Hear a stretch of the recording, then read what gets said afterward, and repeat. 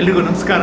ನಾನು ಯೋಗೀಶ್ ಅಪ್ಪಾಜಯ್ಯ, ಮಾಜಿ ಅಧಿಕಾರಿ, ತೋಟಗಾರಿಕೆ ಇಲಾಖೆ, ಕರ್ನಾಟಕ ಸರ್ಕಾರ, ರಾಷ್ಟ್ರ ಮತ್ತು ರಾಜ್ಯ ಮಟ್ಟದ ಸಂಪನ್ಮೂಲ ವ್ಯಕ್ತಿ, ತರಬೇತುದಾರ, ಸಲಹೆಗಾರ ಹಾಗೂ ಅಗ್ರ ಪ್ರೇರಕ ಭಾಷಣಕಾರ. ತಮ್ಮೆಲ್ಲರಿಗೂ ನನ್ನ ಪ್ರೇರಣಾ ಸರಣಿಯ ಭಾಗ 13ಕ್ಕೆ ಆತ್ಮೀಯ ಸ್ವಾಗತ, ಸುಸ್ವಾಗತ.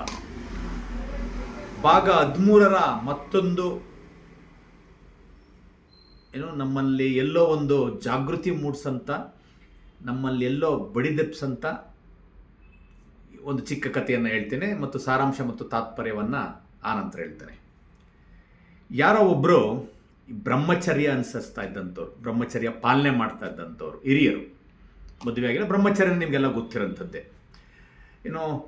ಯಾವುದೋ ಒಂದು ಊರಿನಲ್ಲೋ ಎಲ್ಲೋ ಸುಖವಾಗಿ ನೆಮ್ಮದಿಯಾಗಿ ಓಡಾಡ್ಕೊಂಡಿದ್ರು. ಯಾಕಂದರೆ ಅವ್ರಿಗೆ ಯಾವುದೋ ಕುಟುಂಬ ಇರಲಿಲ್ಲ, ಸಂಸಾರ ಇರಲಿಲ್ಲ, ಯಾವುದೇ ಸಂಸಾರ ಜಂಜಾಟಗಳು, ಕುಟುಂಬದ ಯಾವುದೇ ಇದಿಲ್ಲದಿರೋದ್ರಿಂದ ನೆಮ್ಮದಿಯಾಗಿ. ಮತ್ತು ಅವರೇನು ಈಗ ಬಹುತೇಕ ಬ್ರಹ್ಮಚರ್ಯ ಅಂದರೆ ಒಂದು ರೀತಿ ಸಾಧು ಸಂತರ ಥರ ಇದ್ದರು. ಅವರ ಯಾವುದೇ ವೃತ್ತಿ ಮಾಡೋದಾಗಲಿ, ಹಣವನ್ನು ಸಂಪಾದನೆ ಮಾಡೋದು ಆ ಥರ ಏನಿರಲಿಲ್ಲ. ಹಾಗೆ ಪ್ರತಿದಿನ ಅಲ್ಲಿ ಇಲ್ಲಿ ಯಾರು ಕೊಟ್ಟಂಥ ಆಹಾರ ಪದಾರ್ಥಗಳನ್ನ ತೊಗೊಂಡು ಸ್ವೀಕರಿಸ್ಕೊಂಡು ಅಲ್ಲೇ ಯಾವ್ದಾರ ಒಂದು ದೇವಸ್ಥಾನನೋ ಗುಡಿನೋ ಅಲ್ಲೇ ಮಲ್ಕೊಂಡು ಜೀವನ ಸಾಗಿಸ್ತಾ ಇದ್ರು. ಭಾಳ ವರ್ಷಗಳಿಂದ, ಭಾಳ ವರ್ಷಗಳಿಂದ ನೆಮ್ಮದಿಯಾಗಿ ಜೀವನ ಸಾಗಿಸ್ಕೊಂಡು ಹೋಗ್ತಾಯಿದ್ರು. ಮತ್ತು ನಿಮಗೂ ಗೊತ್ತಿರೋಂಗೆ ಬಹುತೇಕ ಬ್ರಹ್ಮಚರ್ಯ ಅನುಸರಿಸ್ತಾರಂಥವ್ರು ಅಥವಾ ಕೆಲವು ಸಾಧು ಸಂತರು ನಾವು ನೋಡಿರ್ತೀವಿ. ಅವ್ರು ಯಾವುದೇ ಕ್ಷೌರ ಮಾಡಿರೋದಿಲ್ಲ, ಮೀಸೆ, ಗಡ್ಡ, ಜಡೆ ಎಲ್ಲವನ್ನು ಬಿಟ್ಟಿರ್ತಾರೆ. ಇವರು ಭಾಳ ವರ್ಷಗಳಿಂದ ಅದೇ ಥರ ಜಡೆಯನ್ನು ಬಿಟ್ಕೊಂಡು ಕ್ಷೌರ ಮಾಡದೆ ಮೀಸೆ ಗಡ್ಡ ಎಲ್ಲ ಇತ್ತು. ಪ್ರತಿದಿನ ಅವರ ಪ್ರತಿನಿತ್ಯದ ಒಂದು ಪ್ರಕ್ರಿಯೆ ಏನಿತ್ತು ಅಥವಾ ಪ್ರತಿನಿತ್ಯ ಅದು ನಡ್ಕೊಂಡು ಹೋಗ್ತಾ ಇತ್ತು. ಎಷ್ಟೋ ವರ್ಷಗಳಿಂದ ನೆಮ್ಮದಿಯಾಗಿ ಮಲ್ಕೊಂಡು ಎಲ್ಲೋ ಒಂದು ಕಡೆ ಅಲ್ಲಿ ಅವರು ಕೊಟ್ಟಂಥ ಆಹಾರ ಸೇವನೆ ಮಾಡ್ಕೊಂಡಿದ್ರು. ಒಂದು ದಿನ ಯಾರೋ ಒಬ್ಬ ಬಹುಶಃ ಏನು ಪದ ಬಳಸ್ಬೇಕು ಗೊತ್ತಾಗ್ತಿಲ್ಲ, ಯಾವುದೋ ಒಬ್ಬ ವ್ಯಕ್ತಿ ಅಥವಾ ಯಾವುದೋ ಒಬ್ಬ ಯುವಕನೋ ವ್ಯಕ್ತಿನೋ ಏನೋ ಭಾವಿಸಿ ಅವನು ಸುಮ್ಮನಿಲ್ಲಾರ್ದೆ ಒಂದು ಸಲ ಏನು ಮಾಡಿದಂತೆ ಅಂದರೆ, ಅವ್ರು ಹಾಗೆ ಹೋಗ್ತಾ ಇದ್ರಂತೆ ರಸ್ತೆಯಲ್ಲಿ. ಹಾಗೆ ಹೋಗ್ತಾ ಇದ್ದಾಗ ಇವನು ಅವ್ರನ್ನ ಗಮನಿಸ್ಬಿಟ್ಟು ಬಂದು ಒಂದು ರೀತಿ ಚೇಷ್ಟೆ ಮಾಡೋ ಥರ, ಅಲ್ಲ ಸ್ವಾಮಿ, ನೀವು ಈ ಜಡೆ ಬಿಟ್ಟಿದ್ದೀರಲ್ಲ ಇಷ್ಟು ದೊಡ್ಡದಾಗಿ, ನೀವು ಪ್ರತಿದಿನ ಮಲಗ್ತಿರಲ್ಲ, ನೀವು ಪ್ರತಿದಿನ ಮಲಗುವಾಗ ಈ ಮೇಲೇನು ಜಡೆ ಕಟ್ತೀರಲ್ಲ, ಅಥವಾ ಅವರು ತುರ್ಬತ್ತಿನ ಮೇಲೆ ಕಟ್ತಾರಲ್ಲ ಜಡೆ ಥರದ್ದು, ಅದನ್ನು ನೀವು ಪ್ರತಿದಿನ ಮಲಗುವಾಗ ಬಲಕ್ಕೆ ಕಟ್ತಿರೋ, ಎಡಕ್ಕೆ ಕಟ್ತಿರೋ, ಅಥವಾ ಹಿಂದಕ್ಕೆ ಕಟ್ತಿರೋ, ಎಲ್ಲಿ ಕಟ್ತೀರಾ, ನೀವು ಹೆಂಗೆ ನಿದ್ದೆ ಮಾಡ್ತೀರಾ ಮಲಗುವಾಗ ಅಂತ ಕೇಳಿದಂತೆ. ಇವರಿಗೆ ಭಾಳ ಬೇಜಾರಾಯಿತು. ಏನು ಈ ಥರ ಕುಚೇಷ್ಟೆ ಅಥವಾ ಕಪಿಚೇಷ್ಟೆ ಪ್ರಶ್ನೆ ಕೇಳ್ತದೆ, ಹಾಗೆಲ್ಲ ಕೇಳಬಾರ್ದು, ಹೋಗು ಅಂತ ಗದರಿಸಿ ಕಳಿಸ್ಬಿಟ್ರು. ಅವನ ಪಾಡಿಗೆ ಅವ್ನು ಕೇಳ್ದವನು, ಇವ್ರು ಬೈದರು, ಅವನ ಪಾಡಿಗೆ ಅವ್ನು ಹೋದ, ಗದರಿಸಿದ್ರು. ಇವರು ಆ ಸಾಧು ಸಂತರು ಅಥವಾ ಬ್ರಹ್ಮಚರ್ಯ ಅನುಸರಿಸಿದವರು ಏನಂದ್ರೆ ಬಂದರು. ಎಲ್ಲ ಅವರ ದಿನನಿತ್ಯದ ದಿನಚರಿ ಮುಗಿಸ್ಕೊಂಡು ಒಂದು ದೇವಸ್ಥಾನದ ಹತ್ರ ಮಲಗ್ಲಿಕ್ಕೆ ಹೋದರು. ಇಷ್ಟು ವರ್ಷ ಮಲಗಿದವರು ನೆಮ್ಮದಿಯಾಗಿ ಮಲಗ್ತಿದ್ರು. ಯಾಕಂದ್ರೆ ಅವ್ರಿಗೆ ಯಾವುದೇ ಚಿಂತೆ ಇರಲಿಲ್ಲ.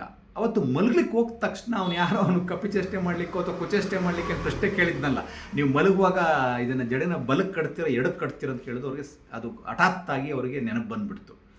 ನೆನಪು ಬಂದ ತಕ್ಷಣ ಅವ್ರಿಗೆ ನಿದ್ದೆನೇ ಬರಲಿಲ್ಲ. ಹೌದಲ್ಲ, ನಾ ಪ್ರತಿದಿನ ಮಲಗುವಾಗ ಬಲಕ್ಕೆ ಕಟ್ತೀನಿ, ನಿದ್ದೆ ಬರಲಿಲ್ಲ. ಆಮೇಲೆ ಎಡಕ್ಕೆ ಕಟ್ಟಿದ್ರು, ನಿದ್ದೆ ಬರಲಿಲ್ಲ. ಅಯ್ಯೋ ಬಹುಶಃ ಏನಾರ ಮೇಲೆ ಕಟ್ಟಿದ್ರು ನಿದ್ದೆ ಬರಲಿಲ್ಲ. ಎಡಕ್ಕೆ ಬಲಕ್ಕೆ ಮೇಲೆ ಎಲ್ಲಿ ಕಟ್ಟಿದ್ರು ನಿದ್ದೆನೇ ಬರಲಿಲ್ಲ. ಇಷ್ಟು ವರ್ಷ ನೆಮ್ಮದಿಯಾಗಿ ಮಲಗ್ತಾಯಿದ್ರು. ಆವತ್ತು ಮಾತ್ರ ನಿದ್ದೆ ಬರಲಿಲ್ಲ. ಯಾಕೆಂದರೆ ಅವನೇನು ತಲಾಟೆ ಕೇಳಿದ್ನೋ, ಕುಚೇಷ್ಟೆ ಕೇಳಿದ್ನೋ, ಕಪಿಚೇಷ್ಟೆ ಪ್ರಶ್ನೆ ಕೇಳಿದ್ನೋ, ಅದು ಕೇಳಿದ್ದು ಇವ್ರಿಗೆ ನೆನಪಾಗಿದ್ದು ಒಂಥರ ತಲೆಗೆ ಹುಳ ಬಿಟ್ಟಂಗೆ ಆಗ್ಬಿಡ್ತು. ಆ ತಲೆಗೆ ಬಿಟ್ಟಂಥ ಹುಳ ಏನಿದೆಯಲ್ಲ, ಅದು ಅವ್ರಿಗೆ ನಿದ್ದೆ ಮಾಡಲಿಕ್ಕೆ ಆಗಲಿಲ್ಲ. ಇದರ ಸಾರಾಂಶ ತಾತ್ಪರ್ಯ ಇಷ್ಟೇ. ಕೆಲವೊಮ್ಮೆ ಯಾವುದೋ ಒಂದು ಪುಸ್ತಕದಲ್ಲಿ ಓದಂಥ ಒಂದು ನಮ್ಮನ್ನು ಪ್ರೇರೇಪಣೆ ಮಾಡೋಂಥ ಒಂದು ಘಟನೆಗಳಿರ್ಬೋದು, ಸನ್ನಿವೇಶಗಳಿರ್ಬೋದು, ಅಥವಾ ಈ ರೀತಿ ಯಾವುದೋ ಪ್ರೇರಣೆ ತುಂಬಂಥ, ಸ್ಫೂರ್ತಿ ತುಂಬಂಥ, ಯಾವುದೋ ಒಂದು ಹುಮ್ಮಸ್ಸು ತುಂಬಂಥ ಯಾವುದೋ ಕಾರ್ಯಕ್ರಮಗಳಿರ್ಬೋದು, ಏನೋ ಒಂದು ಇರ್ಬೋದು. ನಮಗದು ನಿಜವಾದಂಥ ಪರಿಣಾಮ ಬೀರಿದ್ರೆ, ನಿಜವಾದಂಥ ಒಂದು ಪ್ರಭಾವ ಬೀರಿದ್ರೆ, ಅಥವಾ ಗುರು ಹಿರಿಯರು ಹೇಳೋಂಥ ವಿಚಾರಗಳಿರ್ಬೋದು, ಯಾರೋ ಹಿತೈಷಿಗಳು ಹೇಳೋಂಥದ್ದು ಏನಾದ್ರು ನಮಗೆ ಸರಿಯಾಗಿ ಅದು ನಾಟಿದ್ರೆ ನಮಗೆ ನಿದ್ದೆ ಬರಬಾರ್ದು. ಸಾಧನೆ ಮಾಡಬೇಕು ಅನ್ನೋಂಥ ಒಂದೇನು ಆ ಕಿಚ್ಚಿರಂಥವ್ರಿಗೆ. ಅದಕ್ಕೆ APJ ಅಬ್ದುಲ್ ಕಲಾಂ ಅವರು ಹೇಳ್ತಾರೆ, small aim is a crime ಅಂತ ಹೇಳ್ತಾರೆ ಅವರು.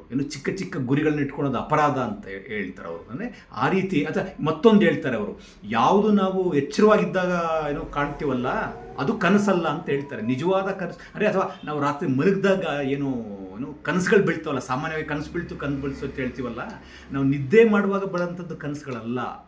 ನಮಗೆ ನಿದ್ದೆ ಮಾಡದಿರಾಗೆ ಮಾಡ್ತದಲ್ಲ ಅದು ನಿಜವಾದ ಕನಸು ಅಂತ ಹೇಳ್ತಾರೆ. ಅಥವಾ ಏನು ಬರ್ನಿಂಗ್ ಡಿಸೈರ್ ಅಂತ ಕರೀತಾರೆ. ಕೆಲವು ಆಗಲೇ ಹೇಳ್ದಂಗೆ ಕೆಲವು ಆಂಗ್ಲ ಭಾಷೆಯಲ್ಲಿ ಹೇಳಂಥ ಪದಗಳನ್ನ ಆಂಗ್ಲ ಭಾಷೆಯಲ್ಲಿ ಹೇಳ್ತಾ ಇದ್ದಾರೆ. ಬರ್ನಿಂಗ್ ಡಿಸೈರ್ ಅಂದರೆ ಕಿಚ್ಚು, ಸಾಧಿಸಲೇಬೇಕು ಅನ್ನೋ ಒಂದು ಹಠ ಅಥವಾ ಒಂದು ಇಚ್ಛಾಶಕ್ತಿ ನಮಗೆ ಬಂದಾಗ ಅದು ಹೇಗೆ ಅವರಿಗೆ ತಲೆಗೆ ಹುಳ ಬಿಟ್ಟಂಗೆ ಆಯ್ತಲ್ಲ, ಆ ರೀತಿ ಹುಳ ಬಿಟ್ಟಂಗೆ ಆಗಬೇಕು. ನಿದ್ದೆ ಬರಬಾರ್ದು ನಮಗೆ.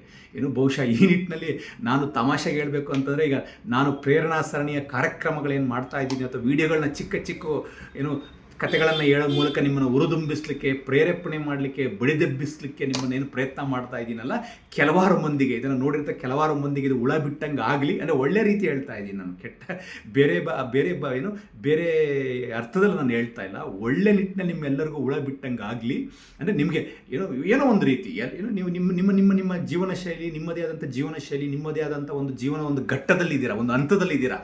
ಬಹುಶಃ ಎಲ್ಲವನ್ನೂ ನೀವು ಬೇರೆ ಬೇರೆ ಕ್ಷೇತ್ರದಲ್ಲಿ ಸಾಧನೆ ಮಾಡಿರ್ಬೋದು, ಅದು ಆದಾಯ ಇರ್ಬೋದು, ಯಾವುದೇ ಇರ್ಬೋದು. ಆದರೂ ಸಹ ಸಾಧಕರು ಸಹ ಇರ್ಬೋದೇನೋ, ಆದರೂ ಸಹ ನಾನು ಈ ಒಂದು ಈ ಹುಳ ಬಿಟ್ಟಂಗಾಗಲಿ, ನೀವು ಸಹ ಇರೋಂಥ ಹಂತದಲ್ಲಿ ಏನಾರು ಒಂದು ಬದಲಾವಣೆಯ ನಿಟ್ಟಿನಲ್ಲಿ ನೀವು ಯೋಚನೆ ಮಾಡಲಿ.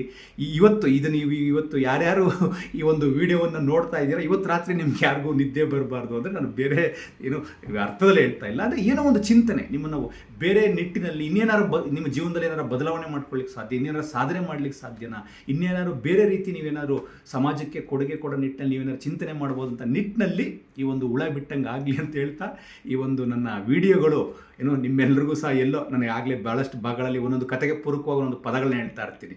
ಈಗಾಗಲೇ ಕೆಲವು ಹೇಳೋದು ನಿಮಗೆ ಚುಚ್ಚಲಿಕ್ಕೆ, ಅಂದರೆ ಚುಚ್ಚೋದು ಅಂದರೆ ಮೊದಲನೇ ನಾನು ಭಾಗ ಒಂದಲ್ಲಿ ಹೇಳಿದೆ, ಎಲ್ಲೋ ನಿಮಗೆ ಅದು ಚುಚ್ಚಿದೆ ಅಂತ ಭಾವಿಸ್ತೇನೆ, ಅಥವಾ ನಿಮ್ಮನ್ನೆಲ್ಲೋ ಬಡಿದೆಬ್ಬಿಸಿದೆ ಅಂತ ಭಾವಿಸ್ತೇನೆ, ಎಲ್ಲೋ ಪ್ರೇರೇಪಿಸಿದೆ ಅಂತ ಭಾವಿಸ್ತೇನೆ, ಅಥವಾ ವಿಭಿನ್ನ ದೃಷ್ಟಿಕೋನದಲ್ಲಿ, ವಿಭಿನ್ನ ನಿಟ್ಟಿನಲ್ಲಿ ನಿಮಗೆ ಆಲೋಚನೆ ಮಾಡೋ ನಿಟ್ಟಿನಲ್ಲಿ ಇದೊಂದು ನಿಮ್ಮನ್ನು ಜಾಗೃತಗೊಳಿಸಿ ಅಂತ ಭಾವಿಸ್ತಾ ಭಾಗ 13ರಲ್ಲಿ ಮುಗಿಸ್ತಾ ಇದ್ದೀನಿ. ನಮಸ್ಕಾರ.